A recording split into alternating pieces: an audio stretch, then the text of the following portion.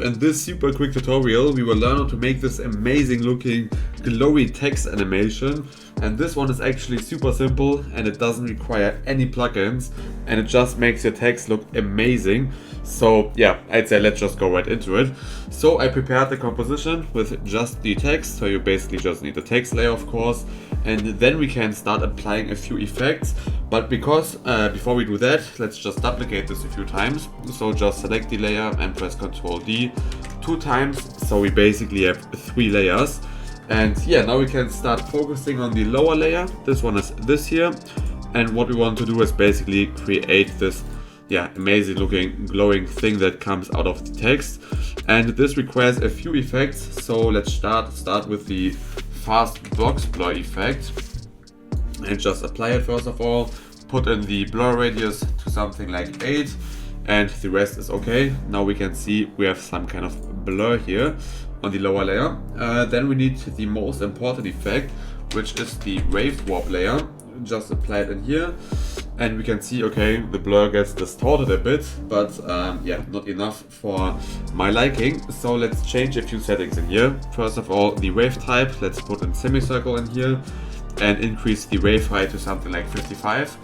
And yeah, now you can see, okay, this gets interesting. The whiteness can stay the same, but let's change the direction a bit. So it's like, something like 150 degrees maybe. So it's not completely vertical and not completely horizontal. And yeah, that looks good. Now a bit important is to change the pitting to something like all edges is the best, I think. That just, sometimes there's some kind of cutoff effect, but we don't want that. So that should work just correct. Then let's give it some coloring, and I'll do that by applying a gradient ramp. So just search for gradient ramp within the effects and apply it and change one of the colors to something bluish, just like that. I think that already looks cool. Now we can see that the gradient points are on the top and the lower. So if you want this gradient to be more prominent, you can just bring these a bit more together. But that's completely up to you. I think that looks good. And now if we would go back and forth on the timeline, we can see that this is animated a bit. And yeah, that is super cool. But the text, or basically the one that's on top of here, doesn't move at all. And in the example we can see, okay, this is crazy animated. So let's also do that here. So for this one, basically what we can do is also apply wave warp effect on the second layer. Make sure the second layer is selected and just look for the wave warp effect, just like that. And again, now let's change a few settings. So let's put in a semicircle here, but this time let's make this height setting quite low. So let's just put in something like 6 in here. And now super important, we want this direction to be exactly the same as the lower one. So here we used 150 degrees, so let's put in the same in here, just like that. And yeah, I think that's it basically. That looks good already. And now you can see, if we would zoom in a bit, that these waves are also applied to the white text. And just for visualization, we can hide this upper layer, which is blocking the view. So yeah, now we can see, okay, this is animated a lot and this is super cool. Sometimes I like to animate the edges as well, and to do that, so give it a bit of a glitch effect, as you can see in here.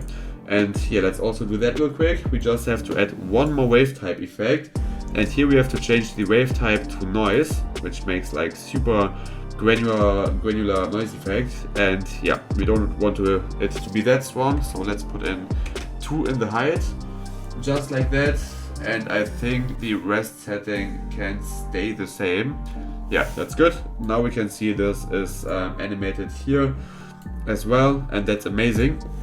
And now you might wonder, okay, why do we have this upper layer here? And on this layer, we basically just want to add some blur effects.